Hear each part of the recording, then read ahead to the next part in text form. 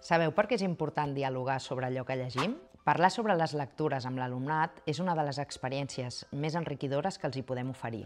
Quan dialoguem sobre un text, la lectura pren una nova vida. Ajuda a fomentar l'hàbit lector, a millorar la comprensió crítica i a crear espais d'inclusió i respecte. Conversar sobre llibres vol dir compartir mirades, reconèixer diversitats i construir una comunitat lectora. Llegir no és només una experiència individual, és un acte social i col·lectiu. Basant-nos en Aidan Chambers, les converses literàries són maneres senzilles d'acompanyar amb bones preguntes. Què t'ha agradat? Què t'ha sorprès? Amb qui t'hi has sentit identificat? A través d'aquest diàleg, els infants i joves aprenen a pensar llegint.